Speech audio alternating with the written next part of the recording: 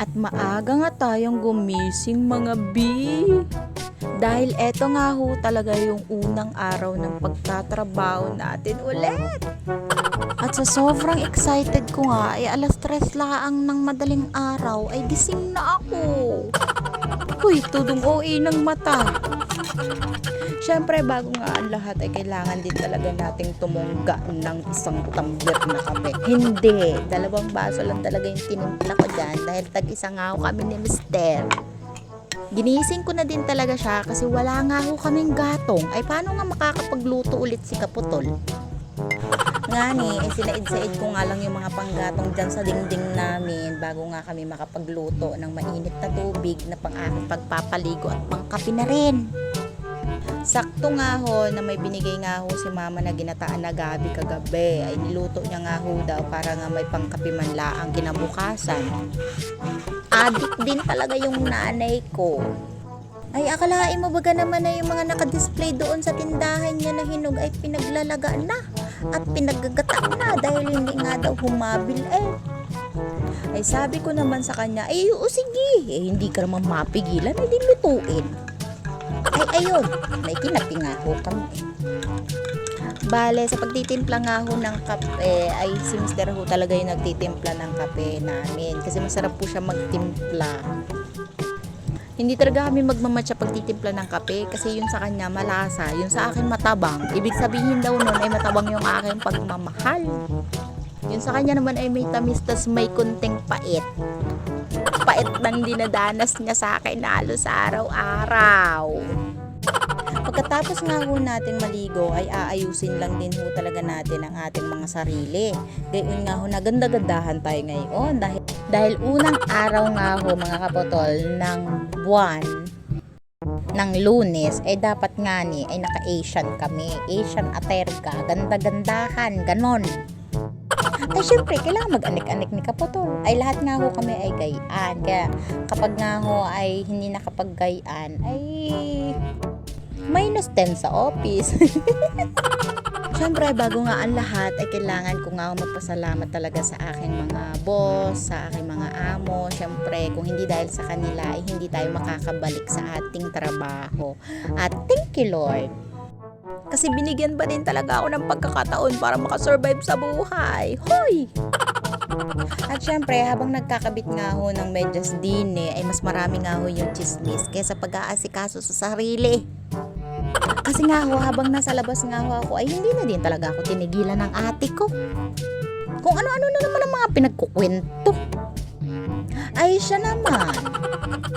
Nasa balat na din talaga ang pagiging chismosa. Kaya din talaga ako napablog mga kaputol kasi ito din talaga yung unang araw na papasok ulit ako sa office. Tapos ang dami na din talaga nagtatanong kung saan ako nagtatrabaho, kung ano daw yung trabaho ko. Kaya ito, a day in my life in the work office. Ganon. Dahil na taga Burgos tayo, ay papunta tayo ngayon sa Ligaya. At syempre, dala-dala na natin lahat ng gamit natin sa bahay. Mga kung ano-anong mga anik-anik dyan. Ay sa Ligaya Plaza nga ho ako papasok dyan. Kapag pumasok ko nga ho sa Encantadja. Hoy, Encantadja! Ay nandito makikita mo ang aming mga opisina dito. LGU South Extension. At naka-assign nga ho ako sa PWD office sa MSWD. Ayan, syempre bagong pasok kaya lahat na yata ng gamit ay dinala ko na at tada, pasok kayo mga mi. Ay oho, hindi pa nga ho ako nakakapagligpit at nakakalinis sa opisina kasi ngayon pa lang ho ako papasok ulit dito. Ay welcome back, naamoy ko ulit ang amoy ng aking room. Hindi pa rin talaga ako nakapaglinis kasi nga hindi ko pa nakahakot yung paglagyanan ng mga papers, mga document, ganon. At syempre, init-initan ng peg. Agang-aga naman, kainit-init. Ramdam na ramdam ko din talaga yung impyerno kahit nasa ibabaw tayo ng lupa. Ay agang-aga naman. Siguro nga ay narinig nila ako na pumasok sa office. Nung kinalaunan, syempre kailangan din nating magpabango. Kay gayon nga ho, nahaharap tayo sa tao. Alang namang mabaho ang ating kilikili dyan. Hoy! Tapos bigla ko nagulat, may pumasok. Ay, aba naman, ang aking one and only kaututan ng dila at +1 na mas maigay sa akin. Volume 10, ganon. Shout out nga ho pala kay Sir Don sa office at syempre nang pumunta nga ho kami ng bayan at after lunch nga po na makapagtapos kami sa pagpipirma ng kontrata, nung nakarating na nga ho kami dito ay pumunta nga ho kami sa LVC. Hindi ko na din talaga nabedyuhan kasi nga lunch na yan. Kailangan na din talaga namin umuwi kasi nga syempre may pasok pa kami. Pero dahil nga wala kaming panggagastos, ay buti na laang ay may nagpadala sa ating netizen. Pagkakataon ko na din talaga ito na maklaim dito sa LVC. First time ko din talaga mga kaputol na mag-claim dito. Ay ngani, kinabahan talaga ang person. Kasi pinag-fill up ako, hinanapan ako ng ID. Tapos alam niyo ba, tinanong niya pa ako kung first time ko daw mag-claim. Ay sinagot ko naman siya ng bahagya. Ay opo. Amen. Hala, makukulong na yata ako. Charit!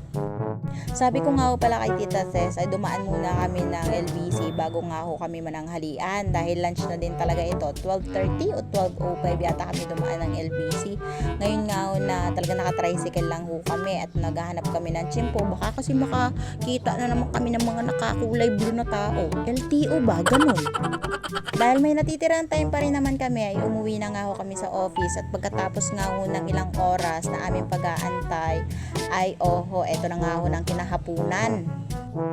Pagkagaling ko nga ho pala sa trabaho ay namili na din talaga kami ni Mister ng aming ipang-grocery. Salamat nga po pala sa netizen na nagbigay ng sponsor para makabili kami ng bigas, 25 kilos at iba pang pangangailangan talaga sa loob ng bahay.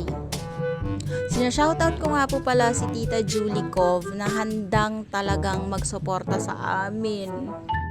Alam nyo, sa totoo lang, napakaswerte din talaga ng aming buhay kasi kahit na walang wala talaga kami sa buhay ay merong mga taong handang tumulong sa amin through padala, Gcash, tas LBC.